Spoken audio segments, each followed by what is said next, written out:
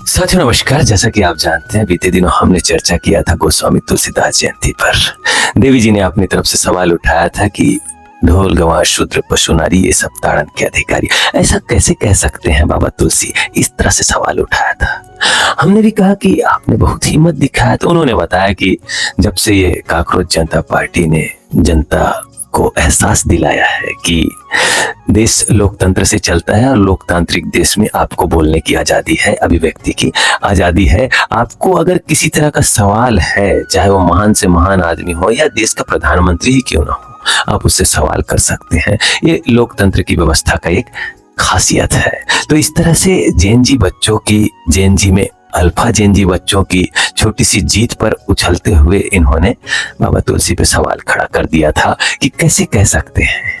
तो हमने जिस हिसाब से बताया तो इनको समझ में आ गया, तो वो बात आप भी समझते हैं। तो आज फिर से नए सेगमेंट के साथ आप सभी के बीच हाजिर हैं। स्वागत है आप सभी का। देवी जी आपका भी स्वागत है। क्या कहेंगे आप? कुछ कहना चाहेंगे कि हम ही आगे कहें? और कुछ सवाल उठाओगे? नारी शक्ति को केंद्र जानकर यकीनन आप नारी को ही मान के कुछ ना कुछ आवाज उठाओगे, मुझे भरोसा है। भरोसा इसलिए है क्योंकि आज कोई किसी से नहीं डर रहा है। और आप तो मिलेनियल हैं, 85 के आसपास का जन्म होगा आपका। तो मिलेनियल मतलब जैन जी, अल्फा जैन जी की माँ।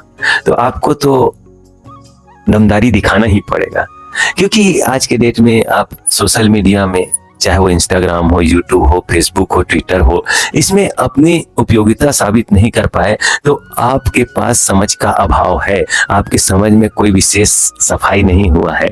आप कैमरा फेस नहीं कर सकते हैं, मतलब आप फेल हैं। ऐसा आज का समाज बता रहा है। क्यों? क्योंकि नेट ने क्रांति किया है। मोबाइल जगत में बहुत आगे हुआ है इंसान का ख्याल। तो आइए बताइए कुछ। साथियों नमस्कार। जैसा कि आप सभी जानते हैं कि हमने बीते दिनों बाबा तुलसीदास जी के एक श्लोक पर चर्चा की और मेरा शंका भी दूर हो गया। उन्होंने नारी उत्थान के बारे में लिखा है। मैं गलत समझ बैठी थी कि नारी को इतने नीचे स्थान क्यों दे दिए हैं स्वामी जी ने। तो मेरा शंका महोदय जी ने दूर कर दिए, उसके लिए बहुत बहुत धन्यवाद। और मेरा एक और सवाल है, नारी शक्ति के ऊपर ही है। तो आदि शंकराचार्य जी कहते हैं कि नारी नर्क का द्वार है। तो ये कहाँ तक बात सत्य है, मैं इस महोदय जी से जानना चाहती हूँ और ये अच्छे से मुझे समझा सकते हैं। और आगे आप प्रकाश डालिए मेरे इस श्लोक के बारे में। बहुत बहुत धन्यवाद आपका। यह भी सवाल अपने आप में दमदारी से भरा हुआ है। दमदार इस तरह से कि आदि शंकराचार्य जी भी कोई महान जानने वाले प्राचीन ऋषि हुए। प्राचीन ऋषियों के द्वारा जो बातें कही गई है वो लगभग अकाट्य है, उसे काटा नहीं जा सकता। हाँ, इसे काटा नहीं जा सकता, इसीलिए कम विकसित दिमाग वालों ने अर्थ का अनर्थ कर दिया होगा। इसलिए आप जैसे लोग उसको अनर्थ समझ गए होंगे। कभी आदि शंकराचार्य जैसे लोग स्त्री को नरक का द्वार कह नहीं सकते। वो समझने की कोई चूक है, बुनियादी भूल कर बैठे होंगे आप लोग समझने में, या उसी बात को कोई और दूसरे तरीके से बताया होगा तो चूक कर बैठे होंगे। होता क्या है, किसी ने बताया है आपको तो वो किसी और का बताया हुआ होगा, तो वो बार बार जेरॉक्स कॉपी होते होते रूप बदल जाता है और आपको समझने में दुविधा होता है। कहने कुछ और बोला गया है, कहने कुछ और बोला गया है, लेकिन आप समझ कुछ और लिए। बात वही है कि अर्थ का अनर्थ कर लिए। स्त्री को नरक का द्वार कहा गया है तो इस तरह से नहीं कि स्त्री में कोई खराबी है, स्त्री वास्तव में नरक है, ऐसा नहीं है। ये उन पुरुषों को लगता है जो अपने मन का करना चाहते हैं, अपनी अराजकता चलाना चाहते हैं, अपना राजतंत्र चलाना चाहते हैं कि जो मैं कह दूं प्रधान के रूप में वो ही मेरा अकाट्य रहेगा। ये जो सोच के चलता है उसको स्त्री जो है नरक में ढकेल देती है। तो उसी ने स्त्री को बदनाम करने के लिए उसको जोड़ दिया और उस तरह से स्त्री समझ बैठी कि हमें नरक का द्वार कहा जा रहा है, जबकि ऐसा बिल्कुल नहीं। स्त्री नरक का द्वार हो ही नहीं सकती। हम अपने निजी अनुभव से कह रहे हैं, क्योंकि हम भी किसी माँ के पुत्र हैं, किसी बहन के भाई हैं, किसी पत्नी के पति हैं। तो इस तरह से हमें यकीन है कि स्त्री नरक का द्वार नहीं। हमारे जीवन में एक खास तरह के 3 संबंध जुड़े, माँ का, बहन का, पत्नी का, स्त्रियों से। तो वो लोग तो लाजवाब है। साथ ही साथ हमारी चाची हुई, बुआ हुई, मौसी हुई, नानी हुई, और समाज में पास पड़ोस में भी बहुत सी स्त्रियों ने हमारे जीवन में अपना अमूल्य योगदान दिया। उनके आशीर्वाद से ही हम यहाँ तक पहुंचे हैं कि आप लोगों के बीच धर्म जगत की बातें कह पा रहे हैं। आदि शंकराचार्य जी ने अपनी समझ से क्या कहा था, उस समझ को आप लोगों के बीच किसी और रूप को देके आप लोगों को बरगला दिया गया हो तो हम आपको दुरुस्त करेंगे, ये सोच के आते हैं। वो बेखबर जिंदगी में आपको खबरदार करने का सोच के आपको धर्म ग्रंथ की कथा से जोड़ते हैं। तो आज आपने पूछा है, उसका जवाब आने ही वाला है। हम थोड़ा सा लोगों को धैर्य की प्रशिक्षण देते हैं। धैर्य जितना आपके अंदर होगा उतना आपके विवेक में विस्तार होगा। जी हाँ, आपका विवेक अर्थात आपकी ब्रिलियंसी, आपकी इंटेलिजेंसी, इंटेलेक्चुअली आप तगड़े हो जाएंगे, शार्प हो जाएंगे, आप तार्किक रूप से तेज हो जाएंगे। तो आपके पास जो जो बातें आएंगी उसे आप काट के, तोड़ के, मरोड़ के, समझ के, उपयोग करके देखेंगे तो आपको किसी के सलाह की आवश्यकता नहीं होगी। आपने हमें पूछा है, हम आपको बताएंगे, आपको इस योग्य बना देंगे कि अब आपको और किसी से पूछने की आवश्यकता नहीं पड़ेगी कि इस बात का ये अर्थ दिया गया है तो इसका अर्थ सही है कि नहीं, वरना मैं जो बताऊंगा उसे सही मान लेना पड़ेगा, तो फिर बात फिर गड़बड़ हो जाएगी। आप समझिए बात को, आप खुद देखिए, स्त्री कभी नरक का द्वार हो नहीं सकता। ये आपको लगता है इसीलिए तो आपने सवाल उठाया है, हमें भी यही लगता है इसलिए हम इसका जवाब दे रहे हैं। जिन जिन को लगता है कि स्त्री नरक का द्वार है वो हमसे असहमत होंगे।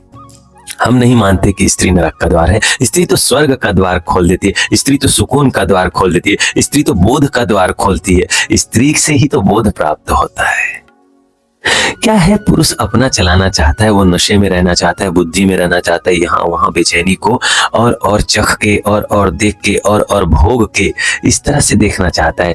इसकी इजाजत एक स्त्री कभी नहीं देती। वो अपने पति को, अपने पुरुष को, अपने बेटे को, अपने भाई को भटकने नहीं देना चाहती, इसलिए दुरुस्त करती है। तो उसमें पुरुष उसके खिलाफ हो जाता है, उसको नहीं जचता कि ये मुझे रोके क्यों, टोके क्यों, इसलिए ऐसा होता है। उसका अर्थ यही है कि आप सही दिशा में जाएं। जीवन को जानने के लिए जिस प्यास की आवश्यकता है वो प्यास तुम्हारे अंदर उठना चाहिए। आपकी असंतुष्टि को बरकरार रखने के लिए वो आपसे विद्रोह छेड़ती है, आपके ख्याल को वो कट करती है ताकि और आप असंतुष्ट होके और खोज जारी रखें और एक दिन आप परमात्मा को जान जाएं, आप सतगुरु को जान जाएं, अपने जीवन के सत्य को जान जाएं, अपने मैं को जान जाएं। इसलिए आपको जगाए रखना चाहती स्त्री। देखिए, आप हर घर में एक तरह का कलह मचा हुआ है, भाई बहन लड़ रहे हैं, पति पत्नी लड़ रही है, माँ बेटे लड़ रहे हैं। ये सारा रिश्ता तार तार हो चुका है आज के डेट में, मतलब की यारी हो चुकी है। जी हाँ, एक बेटी भी अपने माँ को अपने मतलब के लिए फंसा के रखी है, एक बेटा भी अपने माँ को अपने मतलब के लिए फंसा के रखा है। उसका मतलब सिद्ध ना होने दो बस, फिर देखो कैसे तांडव होता है, कला होता है। तो माँ कहीं ना कहीं समझ जाती है एक बेटी को लेके। हो सकता है बेटी कमजोर हो तो उसको सहारा देना पड़ जाए, हो सकता है बेटा कमजोर हो तो उसको सहारा देना पड़ जाए।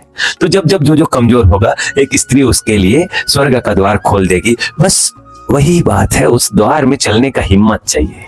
प्यास उठा है तो प्यास वाजिब दिशा में ले जा सकता है कि नहीं, इस बात को एक लेडी बता सकती है, एक माँ बता सकती है। एक गुरु के रूप में स्त्री को आपने एक सदा सहाय देवी जानकर, जगत जननी माता जानकर आप उसके साथ लग जाएं तो आपको रास्ता मिलेगा और वो रास्ता आपको द्वार बनकर मंजिल तक पहुंचा ही देगा। जी हाँ, इसलिए कहा गया है कि स्त्री नरक का द्वार, कि आप लोग समझें कि ये स्त्री ही है जो आप लोगों को जगाए रखती है। कलह लगे तो कलह भी कर लेती है, जबकि जानती है स्त्री अच्छे से कि आज मैं अपने घर में कलेश करूंगी तो मेरे ही अंदर एक रासायनिक समीकरण बदलेगा और मेरे अंदर कुछ हलचल होगी और मैं अपना ही नुकसान कर बैठूंगी और मेरे आनंद में खलल पड़ जाएगा। फिर भी अपने आनंद में खलल डाल के ये सब पुरुष जगत के लिए करती है। वो जानती है अच्छे से कि मैं अपने स्वभाव से विपरीत जा रही हूँ, मेरा स्वभाव तो आनंद में रहना है, तो मुझे आनंद में रहना चाहिए। मैं इस पुरुष को सिखाने के लिए काहे मरे जा रही हूँ, ये तो सीखना ही नहीं चाहता तो मरे, मुझे क्या, ये सोच सकती है। लेकिन वो माँ है, वो बहन है, वो पत्नी है, वो स्त्री है, वो स्वर्ग का द्वार खोलने के लिए खुद ही अपने रासायनिक समीकरण को डिस्टर्ब कर देती है। जी हाँ, और अपने मूड स्विंग का बहाना करके कलेशी कहला जाती है और नरक का द्वार भी कहला जाती है। तो इस तरह से वो अपनी बदनामी झेलना स्वीकार कर लेती है कि चल पुरुष जगत के सीख के सिखावन के लिए, उद्धार के लिए, उत्थान के लिए मैं बुरी बन जाऊंगी। आखिरकार स्त्री ही तो बुरा बनी है। देख लो ना, हमारे रामायण जैसे कथा में आप सुनेंगे तो माँ सीता का क्या स्थिति हुआ। बुरा सिद्ध करके उनको फिर से जाना ही तो पड़ा पीड़ा में। देखो हर एक धर्म ग्रंथ आपको बता देगा। महाभारत में जाओ तो कुंती को देखो, दर्द से घिरी हुई, और वो अपनी बहू पंचाली को ले आई। देखो 5-5 पुरुष के साथ जीवन यापन करना कोई आम बात है? ये कथा क्या इशारा कर रहा है उसको समझ के देखिए आप। संतुलन बिठाने की बात है। और आप आगे बढ़ेंगे तो कैकेयी माता को देखिए, कैसे वो भी बुरा बन गई। अगर वो कैकेयी माता उस तरह का रोल ना करती, उस तरह से अपने आप को न ढालती, राजा से लड़ती ना, अपने बेटे को राज दिलाने के लिए अपने उस बेटे को वन ना भेजती, जंगल ना भेजती, तो क्या राम भगवान बन पाते? तो ये सारी बातों को ही हम अपने चैनल के माध्यम से करते हैं। और देवी जी का बहुत बहुत धन्यवाद जो हमारे चैनल में आके एक एक्सक्लूसिव इंटरव्यू पॉडकास्ट जैसा माहौल बना देती हैं। पूरी तरह से यहाँ मौजूद रहती हैं, स्त्री के जगत को लेके फेमिनिज्म को फोकस करते हुए अपनी बात रखती हैं। तो मैं उनको प्रणाम करता हूँ। आखिरकार ये भी वो देवी जी है जो जान ही चुके हैं कि जिंदगी जीने के 2 ही तरीके हैं, या तो आप संघर्ष चुने या तो फिर आप समर्पण चुने। तो पुरुष इस बात को समझ जाए कि समर्पण के लिए संघर्ष नहीं लगता। संघर्ष को देख के ही तो स्त्री का दिमाग खराब होता है। लेकिन क्या करेगी बेचारी स्त्री, वो भी समर्पण हो जाती है आपके संघर्ष के सामने, इसलिए कलेशी कहला जाती है, इसलिए नरक का द्वार कहना पड़ जाता है। और वो भी बेचारी आदि शंकराचार्य जी भी क्या कहें, अपनी रत्नमाला में लिख देते हैं ताकि एक दिन हमारे जैसा आदमी यार स्पष्ट करे और अपनी बातों से एक नई बात को जन्म दे रहे हैं ऐसा लगे। वास्तव में इस धरती में, इस दुनिया में नया कुछ भी नहीं है। सारी बातें पहले ही कही जा चुकी है जानने वालों के द्वारा, और उन्हीं सारी बातों को हम अपनी समझ के आधार पे, अपने गुरुओं के आशीर्वाद के हिसाब से, माता पिता कुटुंब के आशीर्वाद से थोड़ा सा चमका के रख देते हैं।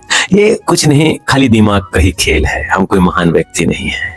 और कहा गया है कि हर एक महान व्यक्ति अपने आप को महान व्यक्ति नहीं समझता, इसलिए हम भी कह देते हैं। तो ये सारी चालाकी है जो आप सबके सामने चलेगी। तो उम्मीद के साथ मैं उतरा हूँ और देवी जी को भी लेके आए हैं आप लोगों के बीच में, और उनका क्या कहना है देखते हैं। तो आइए देवी जी अपनी तरफ से धन्यवाद देके दर्शकों से विदा लेते हुए आप कैसे जाते हैं ये भी देख लेते हैं। बहुत बहुत धन्यवाद महोदय जी आपका। और मैं इसी कड़ी के साथ नेक्स्ट एपिसोड लाऊंगी आप लोगों के लिए, बहुत ही अच्छा, बहुत ही प्यारा। तब तक के लिए बाय।